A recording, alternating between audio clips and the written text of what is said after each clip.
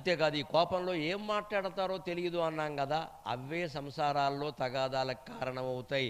దాన్నే భారతంలో చెబుతారు, తనువున విరిగిన అలుగులను అనువున బొత్సంగవచ్చు అతి నిష్ఠురతన్ మనమున నాటిన మాటలు వినుము ఎన్ని ఉపాయములను వెడలునే అధిపా. తనువున విరిగిన అలుగులను అనువున బొత్సంగవచ్చు అతి నిష్ఠురతన్ మనమున నాటిన మాటలు వినుము ఎన్ని ఉపాయములను వెడలునే అధిపా. శరీరంలో ఏవైనా బాణాలు గుచ్చుకుంటే చివరికి తుపాకీ గుళ్ళు గుచ్చుకున్నా సరే ఇవాళ అపూర్వమైన వైద్య సౌకర్యాల కారణంగా బయటికి తీసి బతికిస్తున్నారండి.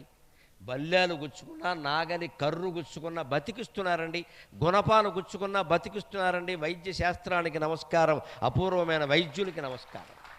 ఉన్నాయి, అసలు డబ్బులు ఖర్చు అవ్వచ్చు కానీ బతుకుతాడు. కానీ కవి ఏం చెబుతున్నాడంటే, కవిత్రయ భారతంలో భారతం రచించిన కవి శరీరంలో గుచ్చుకున్న బాణాలని బల్యాల్ని ఎలాగోలా బయటికి తీయచ్చయ్యా, మనస్సులో గుచ్చుకున్న మాటలను ఎవరు బయటికి తీయలేరయ్యా. ఎంత కష్టం అది, ఎంత కష్టం అది. బయటికి తీయాలంటే గుచ్చుకుంటే దొరికితే కదా, గుచ్చుకున్న బాణం కనపడితే బయటికి తీస్తామమ్మా. గుచ్చుకున్న మాట నీకు కనపడదు కదా, ఆవిడ బాధపడుతోంది. ఆ ఉసురు తగులుతుంది ఖచ్చితంగా. మనమున నాటిన మాటలు వినుము ఎన్ని ఉపాయములను వెడలునే అధిపా. ఎన్ని ఉపాయాలు చేసినా అది వెళ్ళడం కష్టమండి. ముఖ్యంగా భార్యాభర్తలు జాగ్రత్తగా ఉండాలి. ఒక్క మాట చెబుతున్నా, 40 ఏళ్ల సంసార అనుభవం మీదమ్మా అందరూ బాగుండాలనే కాంక్ష.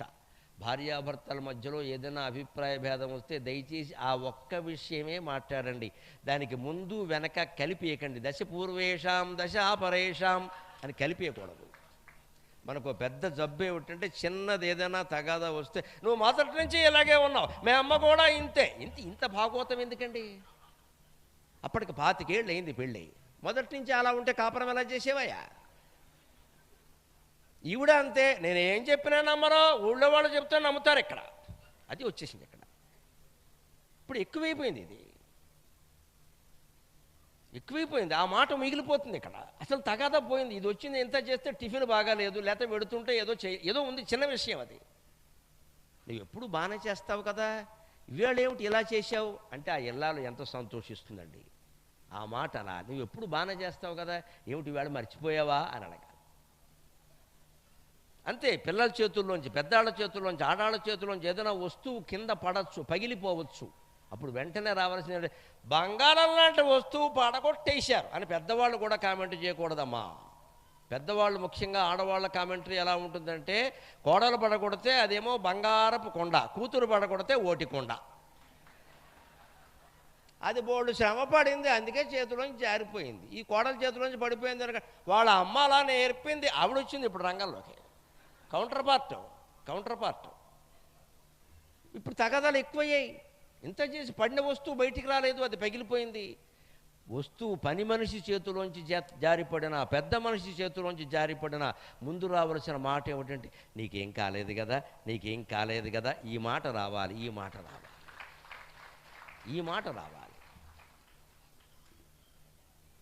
అప్పుడు వెంటనే వాళ్ళు నా గురించి ఆలోచిస్తోంది ఆ అమ్మాయి, కోడలు అత్తగారు గురించి, లేదా అత్తగారు కోడలు, అక్క చెల్లి, ఏదైనా సరే పని మనిషి కూడా మా యజమానురాలు నా గురించి ఆలోచిస్తోంది.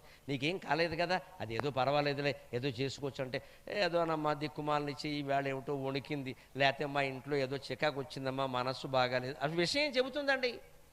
ఎందుకు ఈ కేకలు రంకెలు?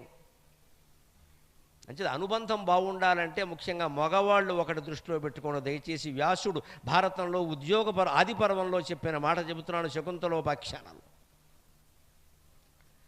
భార్య ఒక్కత్తి మనని ప్రేమిస్తే ప్రపంచమంతా ప్రేమించినట్టే, ఇంకెవ్వరూ ప్రేమించక్కర్లా. ప్రతి మగవాడు దృష్టిలో పెట్టుకోవాలి, భార్య ప్రేమ కోసం తాపత్రయపడాలి. కాళ్ళు అట్టుకోమని, బానిస అయిపోమని అర్థం కాదు. అక్కడ వాళ్ళని ప్రేమిస్తే వాళ్ళు ప్రేమిస్తారు, వాళ్ళకి ఏవో బహుమతులు ఇస్తే ప్రేమిస్తారు అనుకోవడం పిచ్చి అజ్ఞానం. అది జరగదు. ఒక రవ్వంత ప్రేమ ఏ స్త్రీ అయినా ఆశించేది. ఆ విషయం వ్యాసుడు చెబుతున్నాడమ్మా, నేను చెప్పడం కాదు. ఇక్కడ సఖాయ ప్రవివిక్తేషు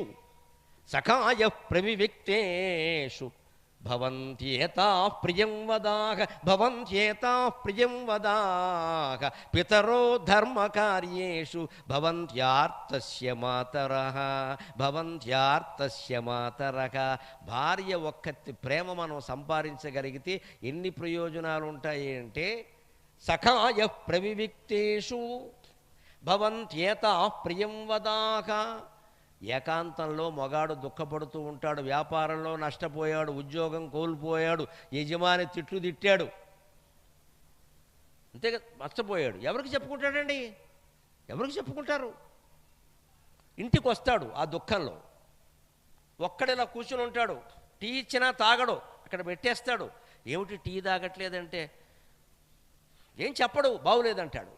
వెంటనే భుజం మీద చేయేసి తల్లి, భార్య తల్లిలా మారాలమ్మా, అక్కడ భార్య కాదు అక్కడ తల్లి. ఏం జరిగింది నాకు చెప్పండి, నాకు కాకపోతే ఎవరికి చెప్తారు మీరు, ఏమైంది చెప్పండి.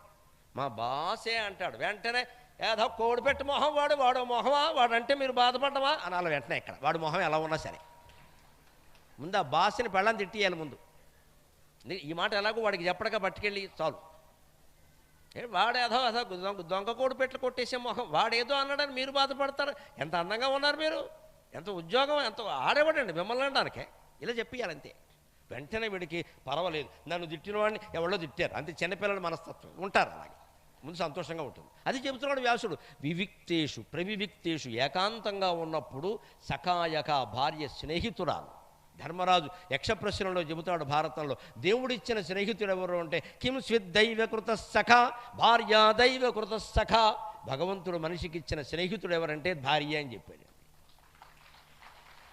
నీకు జీవితాంతం తోడుగా నీడుగా ఉండి నీ కష్టసుఖాల్లో పాలు పంచుకోవడానికి ఒక భార్య పేరు మీద ఒక అమ్మాయిని ఇస్తున్నానయ్యా తీసుకో అని శ్రీ మహావిష్ణువు మనకు కన్యాదానం చేశాడమ్మా. భార్య అంటే అంతే, ప్రతి స్త్రీ లక్ష్మీదేవే, మనం విష్ణువే.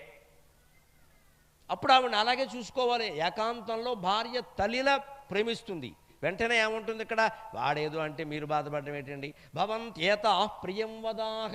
భర్త ఏ మాట మాట్లాడితే సంతోషిస్తాడో ఆ మాట మాట్లాడతారు. ఆడవాళ్ళకి నమస్కారం చేసి కోరుతున్న ఆ మాటే మాట్లాడాలి. ఒకవేళ వ్యాపారంలో నష్టపోయాడు అనుకో, మనం ఎందులో వేలెట్టినా అంతే, మన చెయ్యి అంతా మా నాన్న ఏమిటో నా చెయ్యి తీసుకొచ్చి నీ చేతిలో పెట్టాడు, ఇదో కర్మ. ఇంక వాడు ఏమైపోతాడమ్మా, అట్టయిపోడు అప్పడమైపోడు. అసలే నష్టపోయి వాడు ఏడుస్తుంటే నీ చెయ్యి మంచిది కాదు, నువ్వు ఎందులో పెట్టినా ఇంతే, ఏంటది? ఇంక అనడానికి మాట లేదా, సమయం లేదా? నష్టపోయి బాధపడుతుంటే మనిషిని ఎలా బాధపడతామండి? ఆడదాన్నైనా మొగాడినైనా. వాడు అప్పటికే బాధపడుతున్నాడు, మొగాడు ఆడది ఎవరే. ఇంకాస్త గుచ్చుతామా? దాన్ని పైశాచికం అంటారు, దీన్ని శాడిజం అంటారు. వాడు అసలే ఏడుస్తున్నాడు, మార్కులు తక్కువ వచ్చాయమ్మా పిల్లాడు, వాడే బాధపడుతున్నాడు అనుకో, వెంటనే తల్లి తండ్రి దగ్గరికి, ఏంటరా మార్కులో, బోర్డు మార్కులు లేదమ్మా, పక్క పిల్లాడికి ఎక్కువ వచ్చాడు, వాడు కాపీ కొట్టుంటాడు రా అనేయాలంతే. అవును, అయినా కాకపోయినా ఈ మాట వెంటనే, వాడు కాపీ కొట్టుంటాడు రా, వాడు సరైన వాడు కాదు, నువ్వు నిఖారసగా రాస్తావు, నీకెందుకు వస్తావు, ఏం కంగారు పడకో అని చెప్పాలి. కానీ ఎప్పుడు ఇంతేనమ్మా, ఏం చేస్తాం, బోల్డ్ డబ్బులు కట్టాం, లోన్ కూడా ఇవన్నీ పిల్లల దగ్గర చెప్తారండి. ఎంత తప్పు ఉండేది. మీరు అప్పులు చేశారో ఆస్తులు సంపాదించారో వాళ్ళకెందుకండి? వాళ్ళు చేయమని చెప్పారా? ఇంత అప్పు చేసి సంపాదించమని పిల్లాడు అడిగాడా? మాట్లాడకూడదు అవి. ఆర్థిక విషయాలు పిల్లల దగ్గర రాకూడదు. ఆస్తులు ఉన్నాయని చెప్పామా గర్వం వస్తుంది, అప్పులు ఉన్నాయని చెప్పామా నిరాశ వస్తుంది, రెండూ నష్టమే. అసలు ఆ ప్రసక్తి రాకూడదు. నీకెందుకు, నువ్వు చదువుకో, అవన్నీ మీ నాన్న చూసుకుంటా, నువ్వు చదువుకో అంతే. అంత గుంభనంగా ఉండాలి. సంసారం అంటే గాంభీర్యం, గుంభనం. ఏం మాట్లాడాలో అదే. సంసారంలో ఎప్పుడు సత్యభాషణం ముఖ్యం కాదు, దయచేసి గుర్తుపెట్టుకోండి. సరస భాషణం ముఖ్యం, ఎదుటి వాళ్ళకి నచ్చేలా మాట్లాడడం ముఖ్యం. నువ్వు అబద్ధం చెప్పినా పర్వాలేదు. ఎలా ఉన్నాను అని భార్య ఎప్పుడు అడిగినా సరే చాలా అందంగా ఉన్నామని చెప్పాలి. అనుభవం మీద చెబుతున్నాను. బాగా లేనట్టున్నామని అన్నావా, ముందు చీర మార్చేస్తారు, ఒక అరగంట పని. ఇక్కడ ఎవడాగుతాడు ఈ అరగంట? అందుకని ముందు బాగానే ఉన్నావంటే, బాగానే కాదు, బ్రహ్మాండంగా ఉన్నావు. మా ఆయన బంగారు కొండ, వీడు బంగారు కొండ గోల్కొండ బయట వాళ్ళకి తెలుసు. డైలాగ్ అండి, జీవితం అంతా డైలాగే. డైలాగ్ అంటే ఏంటి? చచ్చే వరకు లాగడమే.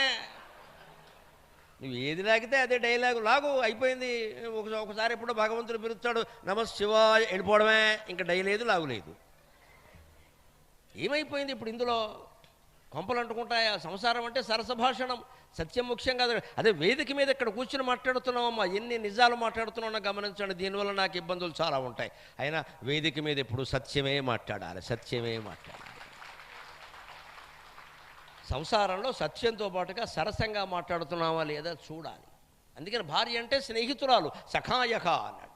అంతేకాదు భవంతి పితరో ధర్మకార్యేషు, ముఖ్యంగా ఆడవాళ్ళని మీరు గమనించండి, మగవాళ్ళు ప్రత్యేకంగా. ధర్మకార్యేషు అంటే ఆధ్యాత్మికమైన విషయాలలో స్త్రీ తండ్రితో సమానంగా మనకు గుర్తు చేస్తుంది. తండ్రితో సమానంగా అంటే దేవుడికి మొక్కుకున్నాం అనుకో, యాదగిరి గుట్టలో మొక్కుకున్నాం అనుకో, మొక్కు తీర్చలేదనుకో, మగాడు అశ్రద్ధ చేస్తారండి, ఆడాళ్ళు అశ్రద్ధ చేయరు. గొట్ట మొక్కుకున్నాం పద అంటారు. ఇదే పితరో ధర్మకార్యేషు. నరసింహస్వామి కోపం ఎక్కువ, అసలే ఊరుకోడు, నువ్వు చెప్తే వినవు. ఈయన ఏదో వాయిదా వేస్తాడు, తర్వాత చూద్దాం, తర్వాత కుదరదాం. మీకు సత్యనారాయణ వ్రతం కథలో గమనించండి. షావుకారు గారు పిల్ల పుట్టకముందే మొక్కుకుంటాడు, మర్చిపోతాడు, వదిలేస్తాడు. భార్య గుర్చేస్తుంది, పెద్ద మనిషి అయ్యాక చేద్దామంటాడు, మళ్ళీ గుర్చేస్తుంది, పెళ్ళయ్యాక చేద్దామంటాడు, పిల్లలు పుట్టాక ఇలా వాయిదా వేస్తూ ఉంటాడు. చివరికి ఈయన చేసేలా లేడని ఆవిడ కూతురు కలిసి వ్రతం చేశారమ్మా. ఆ వ్రతమే ఆ షావుకారు గారిని కాపాడింది. కథలో గమనించండి. ఒక సత్యనారాయణ వ్రత కథ సరిగ్గా అర్థం చేసుకుంటే మన జీవితం అంతా బ్రహ్మాండంగా ఉంటుంది. భర్త వాయిదా వేశాడు, భార్య ఊరుకోలేదు. అదే పితరో ధర్మకార్యేషు.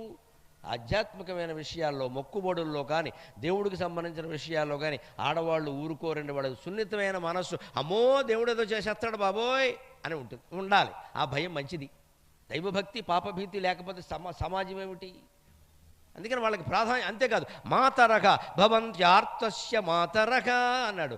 ఆర్తితో మగవాడు బాధపడుతూ ఉంటే ఆయన ఒక పిల్లాడు అనుకుని ఒళ్ళో పడుకోబెట్టుకుని ఓదార్చే శక్తి భార్యకే ఉందండి, భార్యకే ఉందండి, ఇంకెవరికి లేదు. నీకెందుకయ్యా ఫిల్టర్ కాఫీ తాగవయ్యా శుభ్రంగానో, నేను చూసుకుంటాను కదా. ఏమైంది, డబ్బు నష్టమైంది అంతేనా?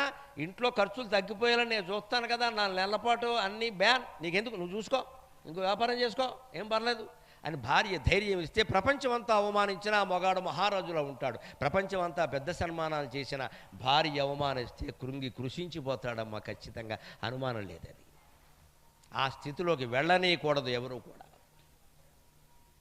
అలాంటి ప్రపంచంలో మనం ఉంటున్నాం. ఇంకొక మాట, ఈవేళ పేపర్లో రోజు ఒక వార్త తప్పడం లేదండి. అక్రమ సంబంధం హత్య, అక్రమ సంబంధం హత్య. మొగాళ్ళైనా కావచ్చు, ఆడాళ్ళైనా కావచ్చు. ఇదివరకు మొగాళ్ళకే జరిగేవి ఇవన్నీ. ఇప్పుడంతా ఆడాళ్ళు కూడా ముదిరిపోయారు. నమశివాయ, మొత్తం అంతా సమానమే, ఈక్వాలిటీ.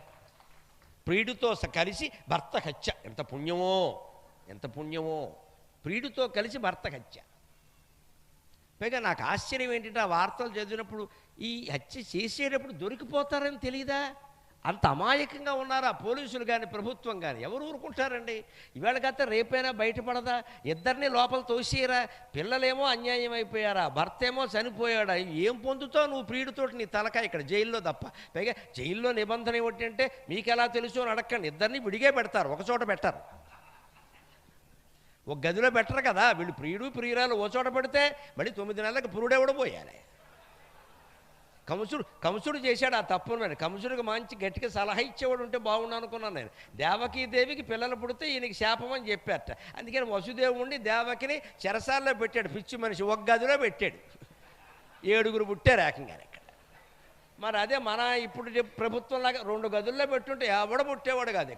ఆ తెలివితేటలు కంసులకు లేకపోయి, ఎందుకంటే ప్రభుత్వానికి అప్పుడు సలహాదారులు లేరు, ప్రభువులే ఉన్నారు. పాపం ఆయన ఏదో ఆలోచించుకోవడం చేసేసాడు, కొంపలట్టుకుపోయినాడు. మరి ఏదో భార్యని చంపినా, భర్తను చంపినా, అక్రమ సంబంధం కోసం చంపితే బయటపడదా? అప్పుడు శిక్ష కదా. పిల్లలు అనాథలయ్యారు, మనమేమో జైల్లో ఉన్నాం. ఏం బావుకున్నావు, ఏమొచ్చింది? దానికి మనకి సుందరకాండే ప్రమాణం అండి. సీతాదేవి దగ్గరికి రావణాసురుడు వచ్చి ఇష్టం వచ్చినట్టు మాట్లాడుతుంటే, అంత అందంగా ఉన్నావు, ఇంత అందంగా ఉన్నావు, నీ మీద నాకు కాంక్ష, నిన్ను పెద్దరాణిని చేస్తా అన్నాడు. ఎవడైనా ఇలాగే అంటాడు. అక్కడ పెద్దరాణి మండోదరు ఉంది అక్కడ. సీతాదేవి వచ్చే సమయానికి, వాడు తీసుకొచ్చే సమయానికి రావణాసురుడు బలవంతంగా తీసుకొచ్చిన మహిళలు 26 ఉన్నారమ్మా. ఈవిడ నెంబర్ 27. రామాయణం చదివితే అర్థం. అంత స్త్రీ వ్యామోహం వాడికి. ఈ 26 మందితోనూ ఇదే డైలాగ్ వేశాడు కదా వాడు, నువ్వే మహారాణి, నువ్వే మహారాణని. ఆ మాట ఇప్పుడు ఈవిడ దగ్గర ఉంటున్నాడు. ఆవిడ ఏం చెప్పి మిగిలిన వాళ్ళు ఎలా చెప్పారో తెలియదు, కానీ సీతాదేవి ఏమందో తెలుసా? యథా తవ తథాన్యేషాం నా దారారక్ష్య నిశాచర. ఏం ఆలోచిస్తున్నావయ్యా? నీ భార్య విషయంలో ఒక న్యాయమా, ఇతరుల భార్య విషయంలో ఒక న్యాయమా? నువ్వు పరిపాలకుడువా? లంక వాళ్ళు ఎంత దౌర్భాగ్యులయ్యా, నిన్ను రాజుగా ఎంచుకున్నారు. నీ భార్య విషయంలో నీకో న్యాయం, ఇతరుల భార్య అయితే వేరే న్యాయం. నువ్వేం పరిపాలకుడివి? యథా తవ తవాన్యేషాం దారారక్ష్య నిశాచర ఆత్మాన ఉపమం కృత్వా ఆత్మాన ఉపమం కృత్వా స్వదారేషు చరమ్యత స్వేషు దారేషు రమ్యతాం ఆత్మాన ఉపమం కృత్వా స్వేషు దారేషు రమ్యతాం. నీకేం భార్య సౌఖ్యం లేదా? నీ భార్య స్త్రీ కాదా? ఆవిడ యవ్వనంలో ఉండగా నిన్ను చేసుకోలేదా? ఈపాటి కామభోగాలు నువ్వు మండోతరతో కానీ ఇతరులతో కానీ అనుభవించలేదా? మళ్ళీ నన్నెందుకు ఇక్కడ బలవంతం చేస్తున్నావు అని నిఖార్సుగా ధైర్యంగా ప్రశ్నించిందమ్మా ఆవిడ. ఊరికే చేతులు ముడుచు కూర్చోలేదు, అక్కడ ఎవరినో ప్రార్థిస్తూ కూర్చోలేదు సీతాదేవి. చాలా ధైర్యంగా వాడు గోబ వాచిపోయేలా మాట్లాడింది. అందుకోసం సుందరకాండ చదివితే పనులు అవుతాయన్నారు. ధైర్యం వస్తుంది, ముందు ఆపదను ఎదుర్కొనే ధైర్యం వస్తుంది. యథా తవ తథాన్యేషాం దారారక్ష్యా నిశాచర. ఓ రాక్షసరాజా, నీ భార్యల్ని నువ్వు ఎలా కాపాడుకుంటావో ఇతరులు వారి భార్యలను అలాగే కాపాడుకుంటారు కదా. నీకో న్యాయం, వారికో న్యాయం ఉంటుందా? ఆత్మాన ఉపమం కృత్వా. నీ భార్య మీద ఎవడైనా కన్నేస్తే నన్ను ఇక్కడికి నువ్వు బలవంతంగా తీసుకొచ్చినట్టే మండోదరుని ఎవడైనా తీసుకెడితే నువ్వు ఊరుకుంటావా? మరి నీ భార్య అయితే నీకు సొంతం అయిపోవాలా? ఇతరుల భార్యలు వాళ్ళ నుంచి నీ దగ్గరికి వచ్చి ఇవ్వాలా? ఏమైనా న్యాయమేనా? పరిపాలకుడు ఆలోచించే విధానమేనా ఇది? ప్రజల్ని పరిపాలించే నువ్వే ఇలా ఉంటే సామాన్యులు ఎలా ఉంటారయ్యా? యథా రాజా తదా ప్రజా అంటారు కదా అని ధైర్యంగా ప్రశ్నించింది ఆవిడ. ఆత్మాన ఉపమం కృత్వా స్వేషు దారేషు రమ్యతాం. నీ భార్యలతో నువ్వు సుఖాలను అనుభవించాలంటే ఆత్మాన ఉపమం కృత్వా, నిన్నే ఉపమానంగా నువ్వు చూసుకో. అంటే మనకు తప్పు చేయాలనిపించినప్పుడు ఎప్పుడైనా సరే ఎలా ఆలోచించాలంటే, ఇదే పని అవతల వాళ్ళు చేస్తే ఎవరి భార్యనో చూడగానే నాకు వ్యామోహం కలిగింది, నేను అక్కడి నుంచి ఎస్ఎంఎస్లు పంపడం మొదలుపెట్టానే, ఎవడైనా నా పెళ్ళానికి ఎస్ఎంఎస్లు పంపిస్తే నా పరిస్థితి ఏమిటి? ఇక్కడ అలా జరగలేదని ఏమైనా ఉందా? ఇక్కడ అన్యోన్య దాంపత్యం అంటారు సరదాగా. నేను ఏమంటారంటే, వారికి అన్య సంబంధాలు ఉంటాయి, వీరికి అన్య సంబంధాలు ఉంటాయి, అదే అన్యోన్య దాంపత్యం అంటే. ఎవడు చెప్తాడని ఇక్కడ? ఎవరు స్మార్ట్ ఫోన్లు వచ్చాక ఎవరు నమ్మే పరిస్థితి లేదండి. ఇప్పుడు గట్టిగా ఫోన్ నాకు ఇయ్య అన్నాం అనుకో, నేను ఎందుకు ఇవ్వాలి? ప్రైవసీ, నాకు స్వేచ్ఛ. అదేమిటండి? భార్యాభర్తల మధ్యలో ప్రైవసీ ఏమిటమ్మా? ఫోన్ అక్కడ హాల్లో పెట్టాలి, భర్త చూసినా ఏమనకూడదు, నువ్వు తప్పు చేయకపోతే నిలబడాలి. భర్తేనా అంతే, ఫోన్ అక్కడే పెట్టాలి. భార్య చూసి ఏదైనా అడిగితే చెప్పాలి. ఇక్కడ నన్ను అడగడానికి నువ్వెవరంటే సంబంధం ఎందుకు? ఇక్కడ దాంపత్యం ఎందుకు? ఫోన్ ప్రైవసీ ఏమిటంటే అర్థం లేకుండా. ఒకరి ఫోన్లో ఒకరికి సమస్త విషయాలు తెలియాల్సిందే, లేకపోతే సంసారాలు నిలబడవండి ఇక్కడ. అదే చెబుతున్నాడు సుందరకాండలో సీతాదేవి చెబుతాం స్పష్టంగా. అదేనా మనం నమ్మకపోతే అలాగా? అప్పుడు అక్రమ సంబంధాలు ఉండవు, హత్యలు ఉండవు, ప్రశాంతంగా ఉంటుంది, కాపురం సాగుతుంది. పైగా ఇంకొక మాట, ఇవాళ పిల్లలు కోల్పోతున్నదాన్ని నేను ప్రత్యేకంగా చెబుతానండి. పిల్లలు ఇవాళ సాయంత్రం ఇంటికి వస్తే, హాస్టల్లో లేరండి, మన ఇంటికి మామూలుగా ఊళ్ళోనే ఉన్నారు, ఇంటికి వచ్చారు. ఇంటికి వచ్చేసరికి తల్లి కానీ తండ్రి కానీ వీలైతే ఇద్దరు కానీ అక్కడ ఉండి వాళ్ళ కోసం ఎదురు చూడాలండి. అది పిల్లలు ఆశించేది. దానికి ఉదాహరణ ఏమిటో తెలుసా? హరిశ్చంద్ర నాటకంలో బలిజేపల్లి లక్ష్మీకాంత కవి గారు రాసిన పద్యం. హరిశ్చంద్రుడు భార్యను అమ్మేశాడు గత్యంతరం లేక, ఒక దాసిగా అమ్మేశాడు. ఎవరింట్లోనో పని మనిషిలా ఉంది ఆవిడ, పాపం అంట్లు తోవుకుంటోంది. ఆ స్థితిలో కూడా ఆవిడ, లోహితాశ్యుడు తన కుమారుడు ఆ కాలకౌశికుడు చెప్పిన ప్రకారం శిష్యులతో కలిసి అడవికి వెళ్ళాడు. సాయంత్రం 6 అయినా ఇంకా రాలేదు. పాపం ఈవిడికి తెలియదు, అతను పావుకాటు వల్ల చనిపోయాడు. ఆ విషయం తెలియదు పాపం. తన బిడ్డ రాలేదని బాధపడుతోందమ్మా. ఇది ఏ తల్లి హృదయాన్ని కరిగించినా నేను ధన్యుణ్ణైనట్టు లెక్క. అందుకోసం ఈ పద్యం చెబుతున్నా. బిడ్డ చనిపోయాడని తెలియక నా బిడ్డ ఇంకా రాలేదు, సూర్యాస్తమయం అయింది, అందరి పిల్లలు వచ్చేసారని అనట్లేదు ఆవిడ. విచిత్రమైన ఉపమానం చెబుతోంది.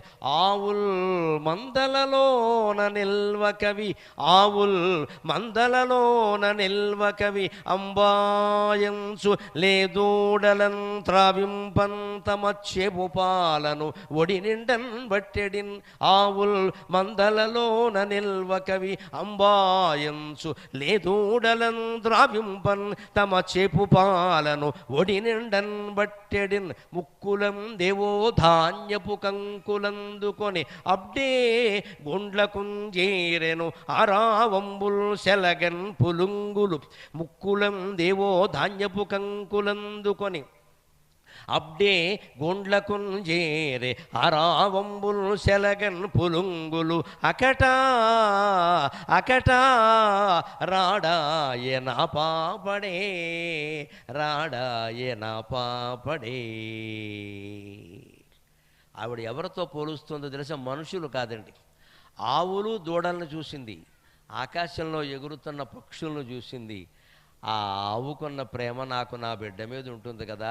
ఆవుల్ మందలలోన నిల్వకవి, అంబాయంసు లేదూడలను త్రావింపన్ తమ చేపు పాలన ఒడి నిండన్ బట్టెడిన్. ఆవుల్ని మేపుకుని గేదెల్ని మేపుకుని ఎవరన్నా బయటికి వెడితే మైదానాల్లోకి పచ్చిక బయళ్ళలోకి ఇంటికి వచ్చేటప్పుడు అవి తొందరగా వస్తాయండి.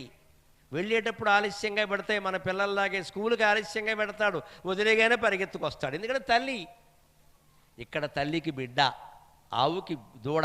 వెళ్ళేటప్పుడు తన దూడను విడిచిపెట్టాలి, అందుకని విడిచిపెట్టలేక పెడుతుంది. వచ్చేటప్పుడు నా దూడను చూడొచ్చు, నా దూడను చూడొచ్చు అని మందల్లో నిలబడకుండా ముందే పరిగెత్తుకుంటూ వచ్చేస్తుంది. కాళ్ళలో కాళ్ళు తొక్కుకుంటూ వేరే ఆవుల్ని తోసేసుకుంటూ నా బిడ్డ, నా బిడ్డ అని. ఆ సమయంలో దానికి పాలు చేపుతాయండి. మామూలుగా చేపవమ్మ తల్లి ప్రేమ. ఆ పొదుగు నుంచి పాలు కారుతూ ఉంటాయండి. నిజంగా చూస్తే కారుతూ ఉంటాయి. వశిష్ఠ కాళిదాస మహాకవి రఘువంశంలో వర్ణిస్తాడు. నందినీ ధేనువుని పిలుస్తాడు, అమ్మా నువ్వు రామ్మ అని పిలిస్తే నందినీ ధేనువు వచ్చిందట. నందినీ ధేనువు ఎక్కడి నుంచి వశిష్ఠుడి దగ్గరికి వచ్చిందో జాగ్రత్త గుర్తుపట్టచ్చు. ఎందుకంటే ఒక చార ఏర్పడింది, పాలధార. తన పిల్ల మీద ప్రేమతో పాలివ్వడానికి సిద్ధంగా ఉన్న ధేనువుని వశిష్ఠుడు పిలిస్తే ఆ ధేనువు వస్తే పాలధార చారగా ఏర్పడిందట దారి మొత్తం. ఆ పాలధారను బట్టి లొకేషన్ పెట్టినట్టే లెక్క, దారి పెట్టినట్టే లెక్క. అలాగ పాలు చేపుతాయి, పొదుగులోంచి కారిపోతూ ఉంటాయి. ఇలాగ నా బిడ్డ, నా బిడ్డ. అసలు పాపం ఆ ప్రేమలో సగం పాలు పారబోసింది ఆవిడ. పాపం దానికి తెలియట్లా. అంత ప్రేమ తల్లికి ఉంది కదా, ఆవుకు కూడా ఉంది కదా, నాకుండదు. అంతేకాదు పక్షుల్ని గమనించండి. ఎక్కడో చెట్ల మీద తిరుగుతాయి, అడవుల్లో తిరుగుతాయి. ఏం దొరుకుతుందండి వాటికి? ఇన్ని రకాల పథకాలు ప్రభుత్వం వారు పెట్టారు. పక్షులన్నిటికీ ఉచితంగా నెలకో 2000 అని ఎవడూ పెట్టలేదు ఇంతవరకు. 4 ధాన్యపు గింజలు, 4 సజ్జలు, 4 కొర్రలు 4 పెడితే బాగుండు పథకం ఇవ్వడికైనా. పక్షుల్ని మనం పోషించద్దా? అది మనమే చెయ్యాలి. ఆ పని మనుషులకు ఉచితంగా ఇస్తారు. ఎందుకంటే మనుషులకు ఓట్లు ఉన్నాయి, పక్షులకు ఓట్లు లేవుగా. అందుకని ఓట్లు ఉంటేనే ఇస్తారు. పక్షులకు ఓట్లు లేవు, అందుకని పక్షి ఏం చేయాలి? మెదక్ చుట్టుపక్కల ప్రాంతం అంతా తిరిగి చేగుంటలో కానీ చిన్నశంకరంపేటలో కానీ వెళ్ళి ఓ చెట్టు మీద వాలి అక్కడ ఏదైనా పండో ఫలమో ఉంటే దాన్ని ఇంత ముక్కును గరుచుకుని పట్టినంతే ఇంత అది పట్టుకొచ్చి జాగ్రత్తగా మధ్యలో నోరు తెరవకుండా దాహం వేసినా సరే నోరు మూసుకుని ఇక్కడికి వచ్చి గూట్లో ఉన్న 4 పిల్లలకి పెట్టాలండి. ఎంత కష్టమండి దాని కుటుంబ పోషణ. మానవత్వపు విలువ అంటే ఇదండి. పక్షుల్ని మనం పోషించాలి, పక్షుల్ని మనం పోషించాలి, గోసేవ చెయ్యాలి, ఆవు దూడల్ని కాపాడాలి. లేకపోతే హిందుత్వం అనే దానికి అర్థం లేదు. మనం బతకడం కాదు, మనం బతకడం కాదు. గోసేవ చెయ్యాలి, పక్షుల్ని పోషించాలి. పక్షుల కోసం 4 సజ్జలు, కొర్రలు, ఏవో రకాల గింజలు, ధాన్యపు గింజలు, బియ్యం, మిగిలిన అన్నం ఏదో రకంగా వెయ్యాలి. అప్పుడు పక్షులన్నీ మన ఆశీర్వదిస్తాయి. నాకు ఇక్కడ రోజు అన్నం దొరుకుతోంది, వీళ్ళ బిడ్డలు బాగుండాలి, వీళ్ళ బిడ్డలు బాగుండాలి. ముఖ్యంగా ఆవు దూడని తల్లిని పాల నుంచి వేరు చేయకుండా ఉంటే, పక్షుల్ని కనుక పోషించినట్లయితే మన బిడ్డలు అమెరికాలో ఉన్న ఆనందంగా ఉంటారమ్మా, ఆనందంగా ఉంటారు, అనుమానం వెళ్ళేది. ఇక్కడ ఆ పక్షులు ఆశీర్వదిస్తాయి. అయితే దూరంగా ఉన్న బిడ్డల కోసం తాపత్రయపడతాం, ఆశీర్వదిస్తాయి అవన్నీ కూడా. అలాగ చంద్రమతీ దేవి బాధపడుతోంది. పక్షులం దేవో ధాన్యం ముక్కులం దేవో ధాన్యపు కంగులందుకొని అబ్డే గుండ్లకుంజేరెను అరావంబుల్ సెలగన్ పులుంగులు. అప్పుడే ముక్కుల్లో ధాన్యపు కంకులు అందుకుని పక్షులు, పులుగులంటే పక్షులు గోళ్ళకెళ్ళిపోతున్నాయి. ఎందుకంటే అందులోనే ఏదో పెడదామని. రాడాయ నా పాపడే, ఒక్క 5 నిమిషాల్లో ముగిస్తూ నేను ఒక ఘాటైన విషయం చెబుతాను పిల్లల పెంపకాన్ని గురించి. ఇంత ప్రేమగానూ పెంచాలి, కానీ వయస్సు పెరుగుతున్న కొద్దీ పిల్లల విషయంలో జాగ్రత్తగా ఉండాలి. 16 ఏళ్ళు దాటాక 25 ఏళ్ల వరకు వాడు ఉద్యోగంలో స్థిరపడే వరకు, పెళ్ళయ్యే వరకు పిల్లల విషయంలో ఎలా ఉండాలో నీలకంఠ దీక్షితులు గారనేటువంటి మహాకవి నీలకంఠ త్రిశతి అని 300 శ్లోకాలు రాసిన కావ్యంలో చెబుతున్నాడు. అది తెలుసుకుందాం. మనం ఎంత తెలివైన వాళ్ళమంటే బాగా సంపాదిస్తాం, రాజకీయాల్లో చేరతాం, బాగా ఖర్చు పెడతాం, మళ్ళీ సంపాదిస్తాం. ఎందుకు సంపాదించామంటే ఖర్చు పెట్టాం కదా, మళ్ళీ ఖర్చు పెట్టాలి కదా అని ఎప్పుడో 2029లో ఎన్నికలకు ఎప్పటి నుంచి సంపాదిస్తాడు. ఆ సంపాదించిందంతా 3 నెలల్లో ఖర్చు పెట్టేస్తాడు. ఇప్పుడు ఏదో మొన్న ఓటుకి 3500 5000 ఇచ్చారు, నాకు తెలియదు. ఇక ముందు 10,000 ఇవ్వాల్సిందే, లేకపోతే ఎవడేస్తున్నాడు అక్కడ. మరి సంపాదించాలి కదా. ఇప్పుడు చివరిది ఏమైంది, ప్రజలు కూడా చాలా తెలివి మీరారండి ఈ మధ్యన. నేను మా వాచ్మెన్ ఆంధ్ర పెడితే మొన్న ఎన్నికల్లో అడిగాను, నేను ఒరే ఓటు ఎవరికి వేసేవరా అన్నాను. చెప్పకూడదు కదండి అన్నాడు. నేను 10 మందికి చెప్పేస్తానని వాడికి తెలుసు కదా. నేను సాధారణంగా ఎవరికి చెప్పను, సభలోనే చెప్తాను అంతే. వాడికి తెలుసు మీకు చెప్తే ప్రమాదం అండి, మీకు చెప్పను. ఫోన్లో చెప్పొద్దులే, ఎవరైనా డబ్బులు ఇచ్చారా అన్నాను. ఇద్దరు ఇచ్చారన్నారు. ఇప్పుడు నాకు ఆ 2 పార్టీల వాళ్ళకంటే మా వాచ్మెన్నే తెలివైన వాడు అనిపించాడు. ఇద్దరు ఇచ్చారు. మరి ఓటు ఎవరికి వేసేవరా అన్న. నాకు ఇష్టమైన వాళ్ళకి వేసా అంటే వీళ్ళు ఎంత వెర్రివేదవులు అయ్యారు 2 పార్టీల వాళ్ళు. వాడికి ఇష్టమైన వాడికి ఓటు వేస్తుంటే వీళ్ళు ఎందుకంటే డబ్బులు ఇవ్వడం పనిలేక. ఇదో భ్రమ. జగన్ మిథ్యాన్ని శంకరాచార్య ఎందుకే అన్నారు, పెద్ద మాయ. మనం మాయలో పడ్డాం అనుకోకుండా నాయకులు కూడా మాయలో పడ్డారు. 100 కోట్లు 200 కోట్లు 300 కోట్లు ఖర్చు పెడుతున్నారు. నేను పిచ్చా వెర్రా, ఏమవుతావు ఎమ్మెల్యే అయ్యాక 300 కోట్లు నీకు ఎలా వస్తాయి? ఎవరిని వచ్చిన టోపీ పెట్టకుండా పెట్టాక నువ్వు నిశ్చింతగా ఉండగలవా? దేనికి పదవి పనిలేక. ఆ 100 కోట్లతో నువ్వే సుఖంగా ఉండొచ్చు కదా. ఖర్చు పెట్టడం దేనికయ్యా? ఇంత చేస్తే ఎమ్మెల్యే అయితే మంత్రి అయితే వచ్చేది ఏంటి? పొద్దున్నే మన కోసం ఓ 25 మంది కుర్చీలు వేసి కూర్చుంటారు. వీళ్ళందరికీ కాఫీ టిఫిన్లు పెట్టాలి, తదినట్టు ఇక్కడ. వాళ్ళు వచ్చి మంత్రి గారు మంత్రి గారు మంత్రి గారు. ఏమండి మంత్రి గారు అంటే మనకు వచ్చేది ఇక్కడ, అనకపోతే వచ్చేది ఏంటి ఇక్కడ? నేను ఎవ్వరికీ ఏమీ ఇవ్వకుండా నాకే సన్మానం చేస్తూ నా కోసం ఇంతమంది ఉన్నారమ్మా, నన్ను మించిన ముఖ్యమంత్రి ఉండడు ఇక్కడ. నన్ను మించి పెద్ద పదవిలో ఉన్నవాడు ఎవరో ఉన్నాడని నేను అనుకోవట్లేదండి. నాకు జన హృదయంలో పీఠం ఉంది, నాకు వేరే పీఠం అక్కర్లేదు. నేను కాలు కింద పెట్టే పని లేకుండా కార్యకర్తలు చూసుకుంటున్నారు మహారాజులాగా. ఇంకా మెదక్కు వస్తుంటే మబ్బు మూసిందని తెలియగానే 4 గొడుగులు పట్టుకుని నిలబడ్డారు అక్కడ. ఏకఛత్రాధిపత్యం అంటే గొప్ప అయితే నాకు 4 ఛత్రాధిపత్యం ఇక్కడ. ఎంత వైభవం ఇది! కేవలం ఒక మామూలు బక్కబ్రాహ్మడికి కేవలం పాండిత్యం జ్ఞానం ఉండి 10 మందికి ఆకట్టుకునేలా మాట్లాడేందుకు ఇంత వైభవం పడుతుంటే పదవులు ఎందుకంటే పని లేక. రూపాయి ఖర్చు లేదు నాకు, పైగా నాకే సన్మానం చేస్తారు. ఏమన్నా చేస్తారు కదా అంటే ఓ మాట 10 మందిలో ఓ మాట అనేస్తే ఖాయమైపోతుంది, అది తేడా లేదు. నాకే చేస్తారు సన్మానం, నాకు రూపాయి ఖర్చు లేదు ఇక్కడ. అంటే జ్ఞానానికి జరిగేటువంటి సన్మానం వేరే ఎక్కడా జరగదు, ఎవరికీ జరగదు. ఖచ్చితంగా పిల్లల్ని జ్ఞానవంతులు చేసే ప్రయత్నం చేయండి. జ్ఞానవంతులు వాళ్ళ ఉద్యోగాలు సంపాదించే జ్ఞానం, వాడి జీవితం వాడు నిలబెట్టుకోవాలి. వాడికి సమస్య వస్తే అమ్మా నాన్న అని ఫోన్ చేయొద్దు, వాడే ఎదుర్కోవాలి. దానికోసం ఒకటి చెబుతున్నాడు ఆయన. మనం ఎంత అజ్ఞానంలో గమనించండి. కుడ్యాన్యుపనైశ్చ నిర్మితాని కుల్యాకృత విశాలాక కుడ్యాన్యుపనైశ్చ నిర్మితాని కుల్యాకృత విశాలాశ్చ కుడ్యాన్యుపనైశ్చ నిర్మితాని క్రీతాబలినో మహిషాక కృతకృత్యాస్మయితి మన్యంతే అని చాలా వ్యంగ్యంగా చెబుతాడు ఆయన. చాలా తెలివైన వాళ్ళు అయ్యా మీరు. పిల్లల్ని ఎంత బాగా పెంచుతున్నారంటే ఒక్క మాట చెబుతున్నా తెలుసుకోండి. కుల్యాకృత విశాలేషు, బాగా లోతైన చెరువులు తవ్వారు, కాలువలు కూడా తవ్వారు. నీళ్ళు ఎక్కడైనా మళ్ళీ బయటికి పోతాయేమో అని గట్లు కట్టారు. ఏం గట్లు కట్టారు? కుడ్యాన్యుపనైశ్చ నిర్మితాని, పెద్ద పెద్ద రాతి గట్లు కట్టారు. మామూలు మట్టి కట్టలు కాదు, రాతి కట్టడాలతో చెరువు చుట్టూ కట్టారు. చెరువుని పెద్ద పెద్ద చెరువులు తవ్వారు, కాలువలు తవ్వారు. రాతి గట్లు కూడా కట్టారు, కానీ పొరపాటు ఏం చేశారు? క్రీత బలినో మహిషాగా దున్నపోతులు తెచ్చి ఇంట్లో పెట్టుకున్నారు. ఏమవుతుందో చూసుకుంటారు ఆయన. పెద్ద చెరువులు తవ్వారు, రాతి గట్లు కట్టారు, దున్నపోతుల్ని పెంచుతున్నారు. దున్నపోతుల్ని ఎవడన్నా దొడ్లో పెడతాడు, మీరు మీ ఇంట్లో పెట్టుకున్నారు సంతానం రూపంలో. ఇవాళ గంజాయి తాగేవాళ్ళు, డ్రగ్స్కి అలవాటు పడిన వాళ్ళు, మద్యానికి అలవాటు పడిన వాళ్ళు, రకరకాల దుర్వ్యసనాలకైనటువంటి అలవాటు పడిన వాళ్ళు దున్నపోతులు కాకపోతే మనుషులు ఎలా అవుతారండి? మనుషులు ఎలా అవుతారండి? ఇటువంటి దున్నపోతులను మనం ఇంట్లో పెట్టుకుని పోషిస్తున్నామే, కనీసం జాగ్రత్త కూడా లేదా? మా అబ్బాయి అండి ఎప్పుడైనా దారికి వస్తా. దున్నపోతు దారికి రాదమ్మా. ఆవు దారికి వస్తుంది, దూడ దారికి వస్తుంది, దున్నపోతు దారికి రాదు. దాని దారికి మనం వెళ్ళాల్సింది. మనం పెడితే మట్టి అయిపోతాము. మీరు చాలా తెలివైన వాళ్ళయ్యా. నీరు లేదు కదా అని చెరువులు తవ్వారు. చెరువు ఎక్కడైనా గట్టు ఉంటే కూలిపోతుందేమో రాతి కట్లు కట్టారు, కానీ ఇంట్లో దున్నపోతులను పెంచారు. ఈ దున్నపోతు వెళ్ళి ఆ చెరువు మొత్తం కూలగొట్టేస్తుందా లేదా? ఆ కట్ట మొత్తం రాతి కట్టడమైనా కూలగొట్టేస్తుంది, ఆ నీళ్ళన్నీ పాడు చేసేస్తుంది, బురదంతా పేకొస్తుంది. అంటే కొడుకు అనేవాడు ఒక్కడు చెడిపోయిన తర్వాత, మిత్రమా నువ్వేమనుకోకు, సూటిగా మాట్లాడడం నాకు అలవాటు. కొడుకు అనేవాడు చెడిపోయిన తర్వాత, కూతురు అనేది చెడిపోయిన తర్వాత నీకు 1000 కోట్లున్నా దండగే, 1000 కోట్లున్నా దండగే. ధృతరాష్ట్రుడికి మనకి తేడా ఏమీ లేదు. 100 మంది కొడుకులను చంపేసిన భీముడు పెట్టిన సాంబార్ అన్నం తిన్నాడమ్మ. వాడి కర్మ కాకపోతే ఏమిటి? వాడి కట్టుకున్న పాపానికి గాంధారి కూడా అదే తినవలసి వచ్చింది.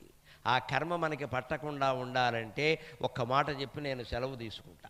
ఆలు మొగలు గూడ రేలు బొగలు గూడ, ఆలు మొగలు గూడి రేలు బొగలు గూడ, అనురాగ గంధమ్మునలదుకొనుడు.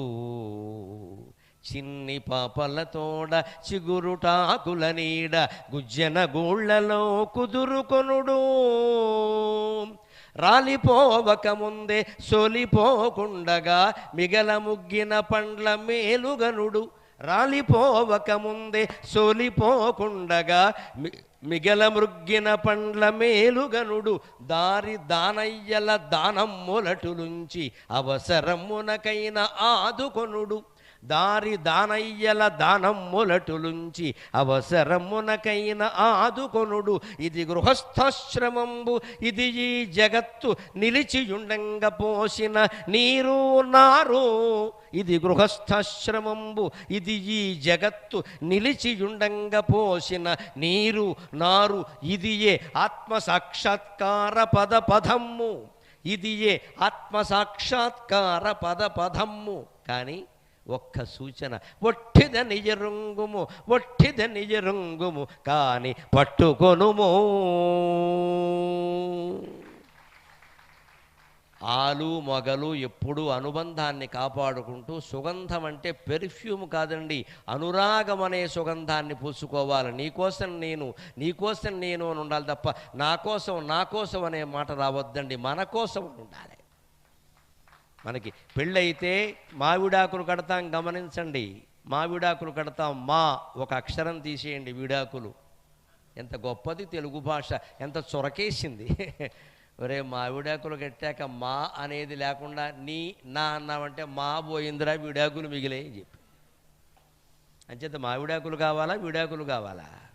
మావిడాకులు చిరకాలం ఉండాలంటే మా అనే భావన ఉండాలి.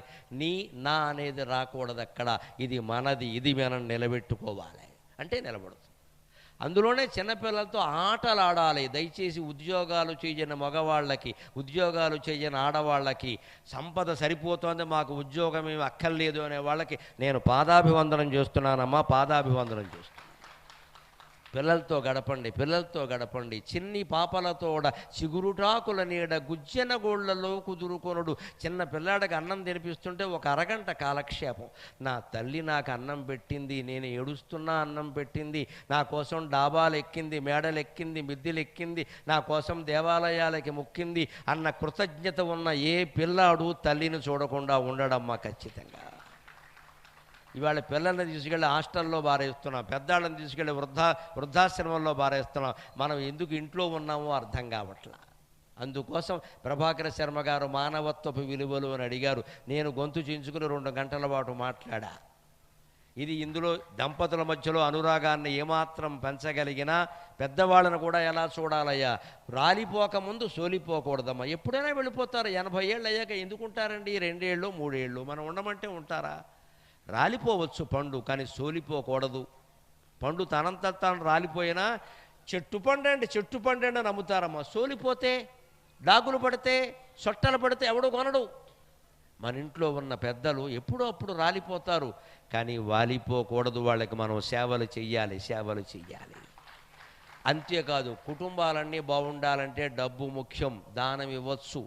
దారిపోయే వాళ్ళందరికీ దానాలు ఇవ్వాల్సిన పని లేదు, కానీ అవసరానికైనా ఎదురింటి వాళ్ళని, పక్కింటి వాళ్ళని, ఏ బంధుత్వం లేకపోయినా ఆదుకోవాలి. మన ఎదురుగా ఉన్నారు. మనకి ఏదైనా గుండెపోటు వచ్చిందనుకోండి, పుట్టింటికి ఫోన్ చేస్తే వస్తారో రారో చెప్పలేమమ్మా. ఎదురుగా ఉన్నవాళ్ళు తలుపు కొడితే పలుకుతారు. కనీసం చుట్టుపక్కల వాళ్ళతో మంచి అనుబంధాలు ఉండాలి. వాళ్ళ కులం ఏదైనా కానీ, మతం ఏదైనా కానీ, వీఆర్ ఆల్ ఇండియన్స్, మనం భారతీయులం అంతే లెక్క. వెంటనే తలుపు కొడితే పలుకుతారండి. మా వాళ్ళు అని ఫోన్ చేస్తే ముందు ఫోన్ చేయడానికి నీకు ఓపిక ఉండాలి. అక్కడ నెట్వర్క్ పనిచేయాలి. ఎన్ని గొడవలు ఇది. తలుపు కొడితే తీస్తారు వెంటనే. పక్క వాళ్ళతో మంచి సంబంధాలు లేకపోతే అలాగే అవసరాన్ని కాదుకోవాలి. మొత్తం మీద మన సంస్కృతి ఏం చెబుతోందయ్యా, ఇది గృహస్థాశ్రమం. ఇది ఈ జగత్తు నిలిచి ఉండంగా పోసిన నీరు నారు. మన దేవతల్లో గృహస్థులు ఎక్కువ, బ్రహ్మచారులు తక్కువ. బ్రహ్మదేవుడు గృహస్థు, శివుడు గృహస్థు, విష్ణువు గృహస్థు, అందరూ గృహస్థులేనండి. బ్రహ్మచారులు సన్యాసులు ఎవరున్నారు? గృహస్థాశ్రమమే ఆత్మసాక్షాత్కార పదం. గృహస్థాశ్రమంలో ఉండి పెళ్లి చేసుకుని పిల్లల్ని కానీ కష్టమో సుఖమో అనుభవించిన వాడికి ఆత్మసాక్షాత్కారం అవుతుంది. ఎందుకంటే 100 వేదాంత గ్రంథాలు చదివినా అర్థం కాని వేదాంతం 10 ఏళ్ళు కాపురం చేస్తే ఇద్దరికి టీకా తాత్పర్యాలతో తెలిసిపోతుంది మొత్తం. అనుభవం, జీవితం అనుభవం. అంతరాత్మను మించిన గురువు లేడు, శరీరాన్ని మించిన క్షేత్రం లేదు, మనస్సును మించిన తీర్థం లేదు, అంతరాత్మను మించిన గురువు లేడు, జీవితాన్ని మించిన గ్రంథం లేదండి. ఖచ్చితంగా మన జీవితాన్ని మనమే అధ్యయనం చెయ్యాలి. అనుభవాలన్నీ పాఠాలుగా నేర్పుకోవాలి. జీవితం గొప్ప ఉపాధ్యాయుడు. Life is it self a great teacher, but A variety teacher, a separate teacher. టీచర్లు అందరూ ఏం చేస్తారండి? పాఠం చెప్పాక పరీక్ష పెడతారు. జీవితం ఏం చేస్తుందండి? పరీక్ష పెట్టాక పాఠం చెబుతుంది. ఉపాధ్యాయులు పాఠాలు చెబుతారు ముందు, తర్వాత పరీక్ష పెడతారు. జీవితం ముందు పరీక్ష పెడుతుంది. ఆ పరీక్షలో నువ్వు నెగ్గినా ఓడిపోయినా పాఠం నేర్చుకుంటావు ఖచ్చితంగా. అంచేత జీవితం గొప్ప ఉపాధ్యాయుడు, కానీ ఉపాధ్యాయుడి కంటే భిన్నంగా ఉంటుంది. ఆయన ముందు పాఠం చెప్పి తర్వాత పరీక్ష పెడతాడు. జీవితం ముందు పరీక్ష పెట్టి తర్వాత పాఠం చెబుతుంది. మనం సొంతంగా నేర్చుకున్న పాఠం అది ఏమిటంటే, ఆత్మసాక్షాత్కారం పొందాలన్నా గృహస్థాశ్రమమే ఒక్కటే. దాన్ని నిలబడి గెలవాలి అంటే ఒట్టిదని ఎరుంగుమో అని రాసిన పద్యం. అది ఒట్టి మాయ. శంకరాచార్య చెప్పింది బ్రహ్మ సత్యం, జగన్ మిథ్య. నీ బోడి సంసారం ఎంత ఎక్కడ? ప్రాణం ఆగిపోయిందంటే ఎవడూ లేడెక్కడ. ఇంత ప్రేమించిన వాళ్ళు తీసుకెళ్ళి అవతల బారేస్తారు, లేకపోతే ఊళ్ళో వాళ్ళు భోజనం చేయరు. అక్కడ ఎందుకు వచ్చింది? ఇది ఒట్టిది. కానీ పట్టుకొనము, ఊరికే పట్టుకుని దానికి జస్ట్ బ్యాలెన్స్ ఇట్, అది ఉంటుంది. ఉన్నామంటే ఉన్నాం, వెళ్ళిపోవడానికి సిద్ధంగా ఉన్నాం. అలాగా తామరాకు మీద నీటి బొట్టులాగా నిర్మలంగా ఉండగలిగితే సంసారం హాయిగా చేయొచ్చు, సంసార సాగరాన్ని తేలిగ్గా దాటచ్చు. అలా దాటుతూనే మానవ విలువల్ని పరిరక్షించుకోవడానికి ఈ ప్రసంగం ఏమాత్రం ఉపయోగపడినా నేను ధన్యుణ్ణి. నాకు ఈ 4 మాటలు నేర్పిన మా అమ్మ ధన్యురాలు. స్వస్తి.